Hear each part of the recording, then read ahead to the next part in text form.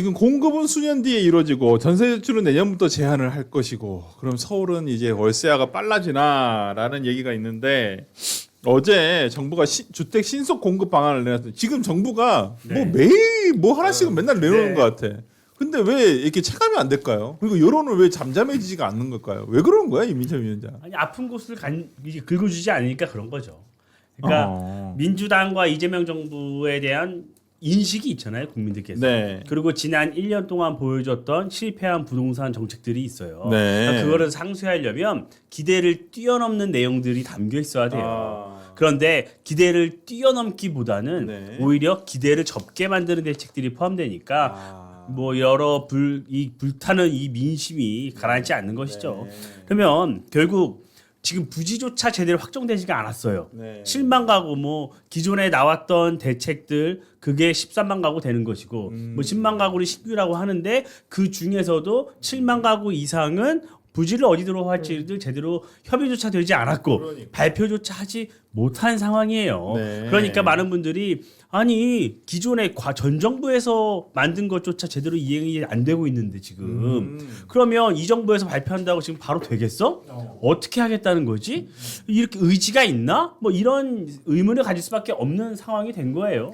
그래서 저는 이 내용을 보면서 정말 많은 분들이 원하는 내용. 그러니까 재건축 재개발 정비 사업을 활성화하고 실수요자에게는 대출을 풀어주고 이런 내용들이 좀 담겼어야 하는데 그런 것들이 담기지 않았기 때문에 시장에서는 반색하지 못하고 오히려 실망하고 있다. 이렇게 평가합니다. 그러니까요. 우리 장영숙님이 한 박스에 당연히 9,900원이고요. 뭐 여쭤보시니까 한 박스에 몇 줄 들어가 있나 물어보셔서 제가 박스 열어보려고 했는데 제 앞에 거 있나요? 저 안에 내용물이 없어가지고. 여덟 줄인가 여덟 줄인가 돼 여덟 있어요? 줄 그렇다고 합니다. 예. 하여튼 많이 들어 있어요. 혼자 먹기에는 좀 많으실 수도 있어요. 혼자 먹기에는. 그렇죠. 하여튼 혼자 다 먹은 전 뭐가 됩니까? 그래? 많이 드실 수도 있다. 맛있어서. 그러니까요. 저는 이민철 위원장이 얘기한 것처럼 뭔가 좀 이렇게 실제 실수요자들한테 뭔가 이렇게 와닿지 않은 어떤 공급 대책? 그렇죠. 뭐 계속 뭐 얘기는 되는데 가장 주요 골자가 어제 발표된 주요 골자가 보면 염창동에 그러니까 서울에서는 유일하게 강서구 염창동에 1,000세대 정도가 들어올 것이고 나머지 2만 세대인가는 전부 다 남양주 와우 쪽입니다. 와부인가요? 와부 쪽에 있는 곳이라서 이게 또 서울 시민들한테 이게 그냥 뭐 진짜 뭐 엄발의 오줌 누기 정도밖에는 안 되는 거 아니냐. 그러니까 그 염창 근린공원이라고 하는 공원이 있어요. 그 공원에 있는 부지에다가 지금 1,000세대를 올리겠다고 하는 건데 뭐 이거 자체는 굉장히 좋죠. 거기가 입지가 정말 좋습니다. 9호선 라인인데다가 바로 한강이 마주 보이는 한강뷰예요. 거기 다른 지역 같은 경우는 지금 마곡지구 같은 데가 재개발이 되면서 혼자만 삐죽 개발되는 것도 아니고 주변 환경들도 이미 정비가 맞춰져서 굉장히 좋은 입지는 맞아요. 근데 1,000세대를 누구 코에 붙입니까? 그러니까 이게 뭐 의미가 없다는 게 항상 그래서 국민들이 얘기하잖아요. 매 정권마다 뭐 몇십만 호 공급, 몇십만 호 공급하는데 왜 이렇게 집이 없냐. 실제로 그 몇십만 호 공급을 따봤을 때 제대로 공급되는 건 거의 없었기 때문이에요. 이번에서도 전체 나온 뭐 20몇만 중에 그냥 이전 정부부터 얘기하는 게 거의 뭐 절반 넘어요. 그러니까 그냥 그때부터 하겠다 한 거를 또 껴가지고 마치 뻥튀기를 그냥 시켜놓은 것뿐이거든요. 저는 그래도 이번 정책에 의의는 있다라고 봐요. 왜냐하면 지금까지는 규제 1번도였거든요. 그러니까 이번엔 어쨌든 정말 미미하지만 규제를 풀어주는 제도가 나온 거잖아요. 그렇기 때문에 방향성을 틀었다는 점에서는 그래도 한 60점 정도는 주고 싶은데 그것도 보면은 별 내용이 없어요. 이번에도 뭐 청년층한테 뭐 주택 대출 얘기하는데 내용 뜯어보면 결국 비아파트 빌라만 해주겠다 이런 그렇죠. 얘기거든요. 아파트가 아니죠. 그러니까 결국에 이거 누구 코에 붙여라는 얘기가 나오는 겁니다. 근데 그럼에도 어떤 방향 그래서 제가 오늘 고민을 많이 했어요. 그럼에도 정부가 규제를 안 하는 쪽으로 방향을 선회한 걸 좀 잘했다 해줘야 얘네가 이걸 할 건지 아닐 건지 이 고민을 했는데 의미가 없는 게 뭐냐면은 실제 앞에 얘기하신 여론조사에서 그것도 같이 여론조사가 됐었잖아요. 정부가 부동산에 적극 개입을 하는 게 좋겠느냐 안 하는 게 좋겠냐 했는데 더블 스코어 넘게 안 하는 게 좋다고 나왔어요. 그게 어떤 얘기냐면 이미 국민들이 정부의 부동산 정책에 신뢰가 없는 겁니다. 그러니까 신뢰가 없는 걸 신뢰를 찾으려면 오히려 본인들이 하던 것보다 훨씬 더 뛰어넘는 뭔가를 해야 되는데 이거는 야 우리 방향은 바꿨다도 그걸로 뜻을 알아주세요? 국민들이 그렇게 호락호락하지 않죠. 그럼 가장 먼저 뭘 해야 돼요? 솔직히 얘기하면 그냥 아무것도 안 하셨으면 좋겠는데. 아니 근데 대출부터 풀어줬으면 네, 좋겠어. 대출부터 풀어야죠. 저는 두 가지를 얘기합니다. 네. 첫 번째 대출이 가장 중요하게 풀어줘야 되는데 두 번째는 그 대출 규제에 들어가 있는 것 중에 세입자가 있는 집을 판매할 수 없는 규정을 풀어줘야 돼요. 아. 왜냐하면 세입자가 있는 집에는 집을 판매하지 못합니다. 왜냐하면 네. 자기가 들어와 살 집만 그렇지. 대출을 해주게 돼 있어요. 그렇지. 그럼 세입자를 내보내야 돼요. 네. 그럼 그 세입자는 어디로 갑니까? 그러니까. 그럼 이게 사실 의자뺏기 싸움을 시킨 것밖에 안 되거든요. 음. 그러니까 주거 안정을 가장 나쁘게 만드는 정치고 음. 두 번째는 얘기하신 것처럼 대출 총량을 풀어줘야죠. 즉 퍼센트지를 더 늘려줘야죠. 왜냐하면 이전보다 집값이 너무 많이 올라서 네. 예전에는 지금도 정책 대출로 세계 최초 대출이나 아니면은 결혼을 했을 때 디딤돌 같은 경우는 70%를 해줘요. 근데 이게 아무런 의미가 없는 게 뭐냐면 6억 이하만 해줍니다. 네. 근데 한 10년 전에는 6억 이하면 그래도 서울 외곽에 아파트 한 20평대 다 들어갈 수 있었거든요. 그러니까. 지금 6억이면 서울에 갈 수 있는 데가 없어요. 그러니까 전혀 현실성이 없는 정책이기 때문에 이 총량 캡을 깨주는 걸 제일 먼저 하지 않으면 못 풀어주고 해봐야 아무 소용이 없는 겁니다. 변현서 센터한테 이거 여쭤볼게요. 지금 영상공원을 개발을 하겠다. 정부에서는 지금 계속 이 얘기를 하고 있고 그쵸. 서울시에서는 지금 반대하고 있고. 반대를 하고 된다. 있어요. 절대 안 된다 하고 있죠. 지금 영상공원에 근데 이게 민영화 주택이 아니라 민영 주택이 아니라 네. 그러니까 공공 임대 주택을 짓겠다는 짓겠다. 거잖아요. 네. 어떻게 생각하시는지. 이거는 진짜 말도 안 되는 거죠. 그래서 저는 어제 나온 이 공급 대책이 네. 후퇴한 정책이다라고 보는 거예요. 그러니까 그대로가 아니에요. 오히려 1월에 발표했던 것보다 훨씬 더 못한 정책이고 심지어 지금 이 용상 어린이 정원에 아파트를 공급하는 것에 대해서 그냥 던지기 정책을 한 거예요. 그러니까 정책을 내겠습니다라고 얘기한 게 아니고 기사로 하나 흘려봤어요. 그랬더니 여론이 너무 안 좋은 거죠. 그러니까 다시 이번 정책에는 껴넣지 못하고 대신에 오늘 또 차관이 나옵니다. 네. 차관이 김종배 시선 집중에 나와가지고 그런 얘기를 해요. 아 용산 공원이 100만 평이고 그 중에 한 그 어린이 공원이 9만 평이다. 그 정도는 주택 용지로 쓸 수 있는 거 아니냐라고 하면서 또 분위기 띄우기를 하고 있단 말이죠. 그러니까 이런 거 자체가 저는 이재명 정부가 굉장히 잘못하고 있는 거라고 생각하거든요. 그 부동산 유튜버 중에 빠숑이란 분이 이 그 부동산 대책, 그러니까 세제 대책에 대해서 어떤 얘기를 했냐면. 네. 분위기를 형성하지 않고 국민들에게 제대로 된 설명을 하지 않고 이러한 정책들을 그냥 던지다 보니까 국민들 입장에선 납득할 수 없는 것이다라는 것인데 저는 이번에 이 공급 대책 그리고 특히 이 용산 어린이공원에 대해서 아파트를 공급하겠다라는 이 정책 자체가 이 정부가 정책을 만드는데 굉장히 미숙한 아이구나. 그러니까 그런 표현이 생각이 들더라고요. 네. 그래서 본인들이 정말 하고자 한다면 일단 분위기부터 네. 형성을 했어야 됐는데 김용범 정책실장하고 다른 게 없는 거예요. 그냥 김어중 방송 나가서 우리 정말 큰 거 옵니다라고 띄워놓고 알고 보니까 광주 전남 메가 프로젝트였잖아요. 그러니까 그런 것처럼 지금 정부에서 하고자 하는 정책이 있다면 정확한 방향에 대해서 설명을 해야 되는데 근데 이 부분이 지금 용산 어린이 정원이 굉장히 논란이 있는데 오히려 이 부분에 대해서 기자분들이 이제 가서 인터뷰를 많이 하셨더라고요. 그러니까 거기서 뭐라고 하냐면 오히려 저는 이재명보다 국민이 더 똑똑하다라고 느꼈던 게 일단 여기 부지 만들 생각하지 말고 대출부터 풀어라.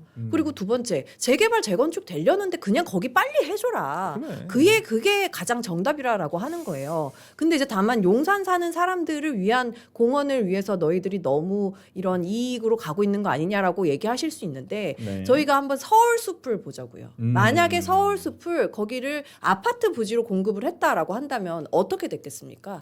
거기는 또 초고층 빌딩 들어왔겠죠. 그리고 그냥 사람이 사는 공간으로 됐겠죠. 그럼 서울에 녹지 부지가 이제 있을 수 있었겠냐고. 맞아. 그 최근에요 성수동 가잖아요. 그러면은 누가 제일 많이 오는지 아세요? 외국인 분들이 진짜 맞아요. 많이 네, 와요. 네. 그러니까 거기가 하나의 이제 문화적인 복합 공간이 되어 있어가지고 하나의 어떤 만약에 거기를 아파트 부지로 공급을 했다라고 한다면 몇천 세대는 들어왔을 수 있겠죠. 하지만 대한민국의 미래를 이렇게 꾸릴 수 있는 공간이 되었을까라는 생각을 한번 대입해 보신다면 과연 이곳에 아파트를 짓는 게 맞느냐라는 것을 답을 해보실 수 있을 것 같아요. 특히나 여기가 그 국립중앙박물관이 보이는 공간이에요.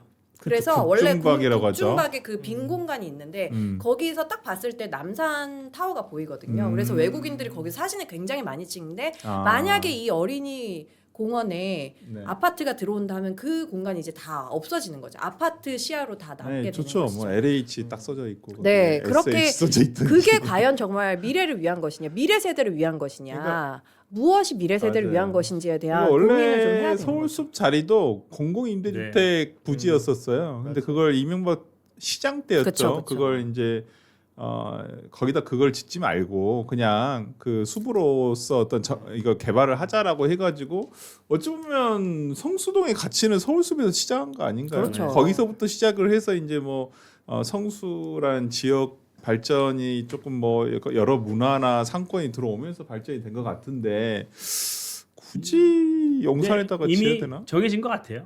뭐가? 그리고 저는 용산에다가 아파트를 넣는 건 정해진 것 같고, 아 진짜. 예, 저는 이재명 정부가 방향을 바꾼 것으로 보여져요. 그러니까 어떤 방향이냐면 부동산 가격을 어떻게든 본인 임기 내에는 더 올리지 않는 방향으로 네. 처음엔 최초에 정한 거예요. 음. 그 정해놓고 대출을 다 조이고 네. 일단 거래 자체를 동결시켰잖아요. 네. 다 토지거래 허가를 묶고 대출 묶고 거래 못하게 했단 네, 말이에요. 네. 지난 1년 넘게 그 정책을 해온 거예요. 음. 근데 그럼에도 불구하고 집값이 움직이고 있잖아요. 네. 너무 이게 공급이 없으니까. 네. 그래서 이제 바꾼 거죠. 내 임기 내에 착공 물량을 획기적으로 늘려놓겠다. 아니 근데 나는 궁금한 게 공공임대가 많이 들어가면 그게 집값 안정에 도움이 되냐 이 말이야. 그거는 네. 추후의 문제죠. 이재명 정부 입장에서 생각을 하는 거예요. 이재명 대통령 입장에서 생각을 해보는 거예요. 민주당 입장에서 생각을 해보는 거예요. 민주당이 지금 오세훈 시장을 공격하는 게 취임 후 착공 물량, 준공 물량이에요. 그러니까 전임 시장에 대한 이런 건 고려하지 않아요. 그러니까 이재명 대통령은 지금 본인 임기 내에 착공 물량을 늘리겠다는 거예요. 그러니까 공공 부지를 다 풀어서 일단은 착공을 시키겠다는 의지란 말이에요. 저는 그렇다고 봐요. 그러니까 민간을 규제를 풀면 네. 지지층이 흔들려요. 지금 정비사업 규제를 풀어서 오세훈 시장이 요구하는 대로 용적률을 풀거나 아니면 다른 규제들을 더 풀어주면 그 지지층이 흔들리고 방향성이 흔들리다고 생각하는 거예요. 네. 그러면 가장 손쉽게 할 게 뭐냐? 유효부지, 공공이 소유하고 있는 유효부지에다가 그냥 법 바꿔서 푸는 거예요. 지금 이 용산국제업무지구와 이 용산공원은 주체가 아예 달라요. 국제업무지구는 서울시랑 용산구에서 인허가를 할 수가 있어요. 그렇지. 다만 시행자만 코레일이 하는 겁니다. 철도시설 관리 공간이랑 그런 상태인데 용산은 용산특별법이 있어요. 용산공원 특별법이 있고 그 국토부가 소관한 법령이에요. 그래서 대통령이 얘기한 게 국무회의에서 법을 고쳐서라도 공급하겠다고 얘기했잖아요. 그리고 7만 3천 가구에 대해서는 입지를 공개하지 않았잖아요. 그 얘기는 용산특별법을 고치겠다. 그래서 아파트를 질 수 있게끔 고쳐버리겠다. 그리고 나서 추후에 7만 3천 가구를 얘기를 하겠다는 거예요. 그렇게 되면 과거 정부부터 공급하지 못했던 물량, 착공 물량이 어쨌든 이재명 정부 5년 내에는 착공 물량으로 잡힙니다. 그렇게 되면 민주당은 선거 때 쓰는 거죠. 거봐라, 이재명은 하지 않느냐, 착공하지 않느냐. 그러면 더 서울시의 도시 경쟁력, 대한민국 수도의 경쟁력 그런 건 나중에 문제고 이 정권의 성과로 남을 수 있고 다음 선거에 쓸 수 있게 되는 겁니다. 그러니까 우리가 너무 복잡하게 생각하실 필요 없어요. 그러니까 저는 이번에 보니까 제대로 그 부지가 나와서 공급하겠다라고 한 게 23만 호 플러스 알파하지 않았습니까? 네. 이번에 나온 거 한 10만 가구 정도밖에 안 돼요. 네. 그 다른 것에 있어서 명확한 실체를 드러내지 않았단 말이죠. 네. 이러니까 결국에 뻥튀기 한 것 아니냐라는 비판에 직면을 한 것이고 네. 이번에 보니까 한 75% 가량이 결국에 공공임대예요. 공공주택을 만드는 네. 거란 말이죠. 네. 근데 서울 같은 경우에는 한 90% 가량이 민간 주도로 개발을 해온 상황인데 현실과 너무나도 맞지 않는 대책을 이번에 내놓았다. 네. 그렇기 때문에 이 후속 대책들을 좀 봐야 되겠습니다만 필연적으로 실패할 수밖에 없을 것 같아요. 그런데 저는 공급을 어쨌든 늘리겠다라는 의지를 보인 것에 있어서는 네. 저희가 이 정부의 입장이 선회됐구나라는 측면에서는 긍정적으로 평가할 만한 요소는 충분하다고 생각을 합니다만 네. 공급만 늘리면 뭐 하냐는 거죠. 네. 수요 억제를 지금 엄청나게 강하게 해놓고서 공급만 늘려놓는다? 공급만 늘린다고 이게 시장에서 거래가 됩니까? 안정적인 가격이 나옵니까? 그렇지. 그렇지가 않단 말이죠. 수요 억제책을 최대한 지금 그것을 후퇴를 한 다음에 공급을 늘리겠다라는 그 양쪽의 정책을 같이 내놓아야지 이것이 합리적인 가격이 형성이 될 텐데 그게 아니라 공급만 늘려놓고 수요 억제책을 그대로 갖고 가겠다. 부동산 증세도 계속해 나가겠다. 이래 버리면 저는 결국에 실패할 수밖에 없을 거라고 봅니다. 아니 거기다가 이게 얘기하신 바와 같이 대다수가 공공임대예요. 근데 네. 공공임대 같은 경우에는 오히려 네. 재산이 많거나 소득이 많거나 하면 안 되는 거기 때문에 시장의 실수요하고는 상관없이 따로 움직이는 수입니다. 거기는. 그러니까 이게 실제로 공급 정책으로서 제대로 작동하기도 조금 어렵고요. 거기에 이제 포함된 여러 가지 제도들이 뭐 하나하나 따져갖고 얘기하면 뭐 너무너무 많은데 네. 저는 특히 이제 하나 가지 얘기하고 싶었던 게 이제 비거주일 주택에 대한 얘기가 나왔어요. 네. 그래갖고 오늘 이제 10시에 음. 아까 저 방송하느라고 실시간으로 못 봤는데 네. 국힘 서명호 의원실에서 이 부동산 관련된 토론회를 진행했어요. 네. 여기서 얘기 나왔던 게 뭐냐면은 양도세를 감면해주겠다라고 혜택이 나왔는데 이게 지방으로 이주하는 걸 전제로 하는 얘기예요. 근데 이러면 어떻게 되냐면 내가 소득이 있는 젊었을 땐 괜찮아요. 근데 내가 나이가 들어서 은퇴를 했으면 내가 아무리 능력 있는 사람이었다고 해도 내가 젊었을 때 자본소득을 만들어서 정말 찐부자가 돼 있지 못하면 서울에서 쫓겨나야 돼요. 그러니까 이거 사실 현대판 고려장이라고 저는 보거든요. 그러니까 노인분들 지금 이제 앞으로 지금도 인프라가 부족하고 우리나라 인구 절벽이 오면서 지방의 인프라는 점점점 네. 더 부족해질 텐데 누구보다도 인프라가 필요한 노인분들 아니 젊은 사람은 병원 멀어도 가면 돼요. 근데 노인분들은 급한데 병원이 맞아. 멀리 사시고 어떡해요.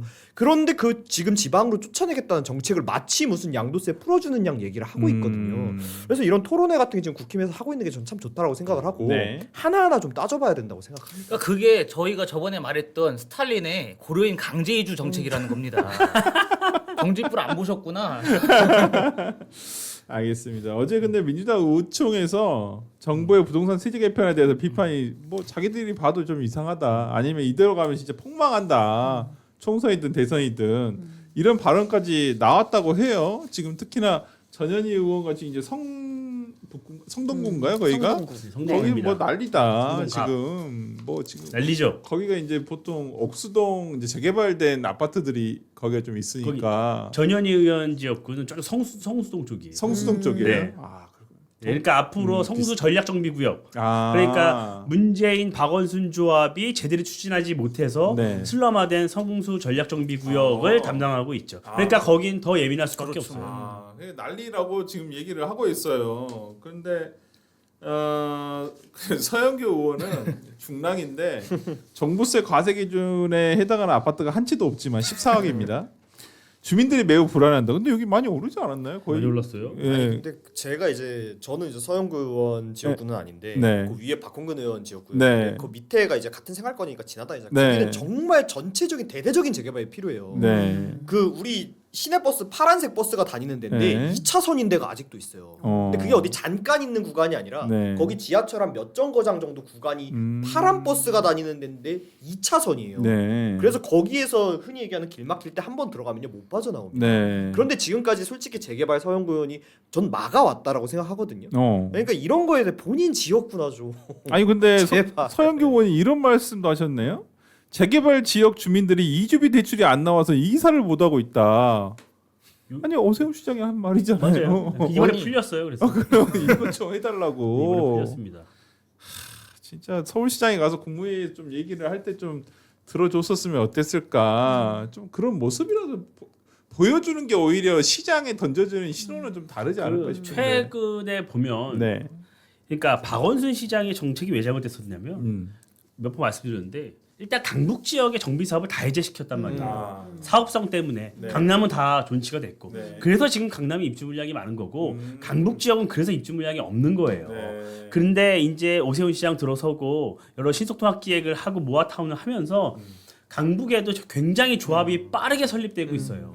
그래서 그 가운데 집값이 많이 올랐고 네. 그러면서 그 지역 주민들도 주거 여건을 개선하고자 하는 욕구가 열망이 굉장히 강해졌어요. 네. 그러니까 서영교 의원님 이런 민주당 내 강성 의원분들도 네. 그 시장의 목소리를 듣지 않을 수가 없는 상황인 거예요. 근데 그럴 거면 네. 미리 좀 듣고 정부가 미리 이런 거 조치를 했어야죠. 그럼 서울시장이 얘기하면 제대로 안 들어주고 민주당이 얘기하면 들어주고 이렇게 보이잖아요. 네. 그런 것들은 온당하지 않죠. 네. 지금도 이 용산공원 문제나 그린벨트 문제도 똑같은 거예요. 네. 저는 지금 이 문제도 보면 부비 트랩이라고 봐요. 일부러 국민의힘 오세훈 시장 반대할 게 뻔하니까 일부러 그런 것들을 더 넣어놓는 거예요. 그렇게 해서 지지층을 결집시키고 편을 갈라서 네. 오세훈 시장 때문에 공급이 안 된다. 네. 이런 프레임을 만들기 위한 전략의 일환이라고도 봅니다. 하여튼 참 말이 진짜 입이 아플 정도로 말을 하지만 정부에서 도대체 뭘 하는지 솔직히 잘 모르겠다라는 생각이 좀 들고 내놓는 정책마다 비판받을 지점이 너무 많아요. 물론 잘하는 건 잘한다고 저도 얘기 드리고 싶은 부분도 물론 있습니다. 뭐가 있죠? 별로 생각 안 나요. 아니 저 남양주에 이렇게 많은 공급을 한다는 것도 개인적으로 이해가 안 돼요. 남양주는 지금 이 상태로 가면 교통은 준비가 안 돼 있는데 네. 공급만 과잉이에요. 네. 경의중앙선 그거 한번 타보면요. 네. 한 번 놓치면 막 30분 40분 맞아요. 기다려야 되거든요. 네. 그래도 근데 요즘은 많이 정부가 강조한 게 접근성이에요. 접근성. 네. 근데 그 접근성이 가장 안 맞지 않은 지역이 남양주인데 네. 뭘 보고 지금 접근성이 뛰어나서 남양주에다가 이렇게 많이 공급한다고 하는 건지. 아니, 제가 남양주 비하하는 건 아닌데 아니 뭐 또 아니, 이제 또 교통망을 또 다시 좀 정비해야죠. 아니 네. 그거 필요한 일인데 저는 뭐 좀 원론적으로 들어가서 그냥 이 정부가 본인들의 부동산 정책에 있어서는 국민들의 신뢰를 완전히 잃었다라는 걸 좀 인지하고 시작해야 된다고 맞아요. 봐요. 그러니까 이번에 얘기 나온 게 이제 비거주 1주택자들도 과세에서 뭐 혜택을 빼겠다, 공제를 빼겠다 네. 이런 얘기가 나왔는데 음. 그게 지금 비거주 1주택 같은 경우는 정말 다양하게 생길 수 있는 거잖아요. 음. 학업 때문에 생길 수도 있고 네. 뭐 집안에 누가 아플 수도 있는 것이고 직장에서 발령이 날 수도 있는 거고 그렇지. 이재명 대통령 당장 본인부터가 집 팔게 된 그 여론의 시작이 비거주 1주택자 거기에다 이제 과세하겠다고 얘기하니까 그럼 당신도 비거주 1주택 아니냐? 네. 너 지금 성남 안 살고 관저 살지 않냐? 네. 그게 커져서 집 판 거거든요. 그래갖고 이번에 얘기가 나오면서 근데 이제 우리가 뭐 여러 가지 예외를 두겠다. 뭐 여기에 거주했던 사람 게 있으면 풀어줄 거고 뭐 했으면 풀어줄 거고 예외를 다 두겠다. 이건 좋아요. 네. 당연히 필요한 거고. 네. 근데 문제가 뭐냐면은 예를 들면 장특공 같은 경우 있잖아요. 음. 이게 노무현 대통령 그리고 문재인 대통령 때 종부세하고 뭐 여러 가지 부동산 징벌적 과세를 하면서 논란이 되니까 아니 그럼 그냥 난 거기 오래 살던 투기 세력이 아닌 사람인데 오래전에 사는 건데 네. 그냥 집값이 오른 건 어떡하냐. 그러니까 그때 그럼 공제를 해줄게. 그건 따로 특별 공제를 해줄게. 우리 절대 너희 괴롭히려는 거 아니야. 이렇게 얘기를 하고 추진을 한 다음에 이재명이 되니까 아니 오래 갖고 있었다는 이유만으로 그걸 깎아줘야 돼요? 네. 하고 그 장특공 없애겠다고 막 얘기를 직접 하셨어요 이재명 대통령이. 그러니까 이게 지금은 예외를 주겠다고 하고 일단 제도 만들어 놓은 다음에 나중에 아니 이거 왜 비거주 1주택자 뭐 있다고 사정 있다고 봐줘야 되죠? 이런 식으로 없애버리면 어떡할 거냐. 그러니까. 너희의 목표는 결국에는 과세 아니냐 이런 의심을 줄 수가 없으니까 시장이 반응을 안 하는 거거든요. 시장의 불안감을 가지고 있기 때문에. 문성호가 실수요자라서 빠삭하게 하고 지금 있어. 너무 화가 많이 나 분노가 지금 느껴집니다. 그렇기 때문에 이 네. 시장의 불안감을 종식시키진 못하면 네. 아무리 좋은 정책들을 가지고 와봤자 네. 소용이 없을 것이다. 된다니까.